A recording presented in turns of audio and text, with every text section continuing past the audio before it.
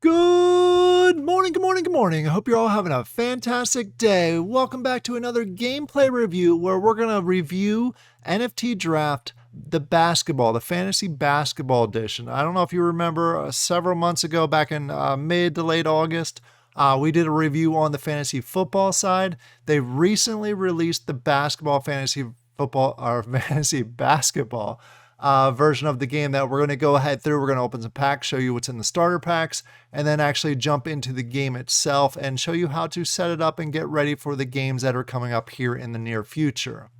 Before we jump into the video, I know I have to do everyone's least favorite part of the video and let you know this disclaimer. I'm not a financial advisor. This is not financial advice. Please make sure you do your own research before you jump into any project. Don't take my word or anything that's said in this video as financial advice or advice in any way. I'm just a gamer playing a game and reviewing games as part of this. I am not telling you to jump in any project or anything along those lines. Do your own research. Make sure it's right for you. Go ahead and pause this video and read this thoroughly before we jump into it. All right, so let's get back to the video. So let's go ahead. In order to get to it, all you have to do is click on or type in nftdraft.io. It's going to take you to the screen where you can have a choice between the fantasy football and the fantasy basketball. And I hear little hints that they're going to be coming out with a fantasy soccer version next. So I'm curious to see how that goes, especially for all of you soccer or AKA football fans outside of the American football.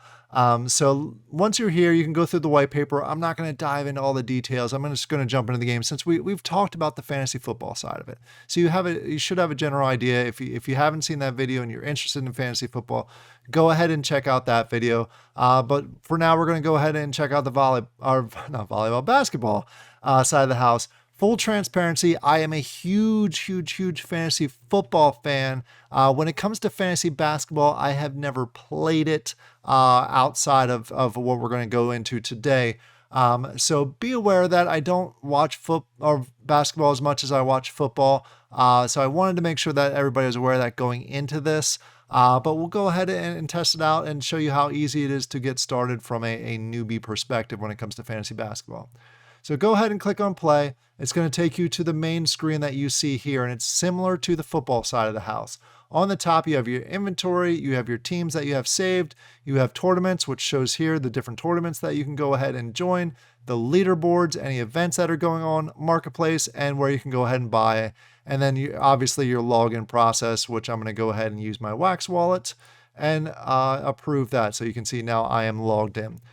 Down the middle here, you're going to see the available tournaments that are going on right now, the date ranges that are available. For example, it is the week, start kicking off on Monday and going through.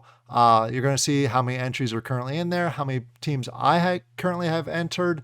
The pool prize right now is not going on right now, but you have some alternatives down here that give you Wombat rewards and then some other ones that are in there. Essentially the fee that it's going to cost and then the live scoring that's going to happen. So what we're going to do is we're actually going to go ahead before we jump into the actual tournaments and setting them up. I have two packs that I want to go ahead and open. I want to show you what that looks like when you go ahead and open a pack. So let's go ahead to my inventory and open pack.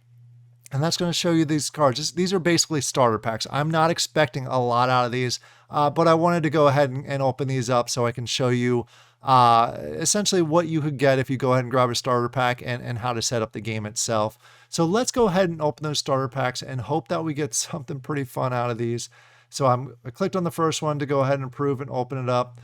Approved it, and then, let's go ahead and mute that, but there is some music that goes along with it. And then it is coming up here as far as the players go. So let's see what I got. Hopefully I got something good. And then let's go ahead and skip, and it's going ahead and proven. And what I can do after I approve it a whole bunch of times, it's going to show me my rewards, show me which players that I got in here. And it doesn't look like I got anything crazy, which is fine. I didn't expect to get any of the top tier stuff. I got some Sixers, we got some Cavs, we got Toronto, we got different positions, which I think I'll be able to cover all the different positions that I have here. So let's go ahead and close that pop-up. And what we're going to go ahead and do, it shows that I've won on claim, so let's go ahead and claim that. Looks like it's already been revealed. So that just might be, I need to refresh. So what I'm going to do is go back to my unopened packs. I still have one that's unopened, and let's go through that process again and open up and hope I get something cool. After we go open these up, we'll switch over to the, oh, the music every time. So go ahead and did that. Let's skip this since we've already seen or went through that process as far as the animation goes. And we'll see what rewards are, and then we'll jump over the inventory and really see what we ended up getting out of this. Doesn't look like I got anything spectacular in this, but who knows? Who knows? Maybe I did. Let's go over to my inventory, view my cards. All right, let's go ahead and check out what cards I ended up getting out of the packs, at least specifically. As expected, they were starter packs, so I didn't expect to get some top rarity items. I actually ended up getting all commons, which is fine. I expected that. So now that we can see actually all the different cards that we got, let's go through some of the options that you have here. You can actually go through and filter by clicking on that drop down by different positions. You want to see all the small forwards you have. You can go ahead and do that. All the shooting guards. How many centers do you have? It just gives you a different opportunity or chance to go ahead and really pinpoint the different players that you have on your squad that you can go ahead. You can even go by the different teams. You can see I have no Bulls on my roster, but I do know that I have some Cleveland Cavs, or at least one I do. So you can go through all that filter, especially if you have a lot of cards. The filtering comes in very, very handy. On the left, you're also going to see some additional items. You can go ahead and customize your profile by adding an avatar and a banner to really kind of show off maybe your characters, maybe customize a little bit that shows off you and who you are. You can go ahead and see your cards, which we're already taking a look at. And then you have the option to go ahead and build teams. In this building section, there is a new feature that has the one-click builder. The one thing I do want to throw a caveat out there is the fact that the one-click builder is still in beta. So if I go ahead and click on that, it may not fill in all my spots. So be aware of that. As you can see, I clicked on it and it fills in the top 5. There is an issue that they're working through to fill in the rest. So be aware of that if you go ahead and play with that. Then you have the total number of cards that you're able to select for your team builder. It's a total of 9 cards. You can't just, if you have a ton of legendaries, you can't just put them all in there because you have total cost, which is basically the cost of each of the individual cards, which you can see here on each of them. It shows on the top right the cost of the cards to go ahead and use it. If you kind of drag over the different cards, you'll see the projected value or projected score of each of the cards. So it kind of allows you to go ahead and really place cards that may be of higher projected score, give you a better chance to go ahead and win. So I'm going to go ahead and down on the bottom here, go ahead and click on this. Gives me the option to select some more cards. We'll go ahead and just scroll over and see which ones are potentially the best. Obviously, we're going to go with Paul George because he has projected 44 points. We'll throw him in there. I'm a little surprised that the automatic one didn't put him in there, but we're not going to dwell too much on that. So let's go ahead and put some more in there. As you can see, I don't have a ton of cards as far as being able to select. I don't even have enough to go ahead and fully finish the cost there because it has to be in between 90 and 120. So we're not going to go do the full submitting. Let's see in tournament number 3, again, I don't have enough players. So I'll have to go over to the secondary market and go ahead and select another player that gives me an option to continue forward. And once you do that, you can go ahead and put your name in there. We'll just put WL, submit, and you can see it's going to give me an error because I don't have enough players. But that's how you go ahead and submit them as far as the tournaments go.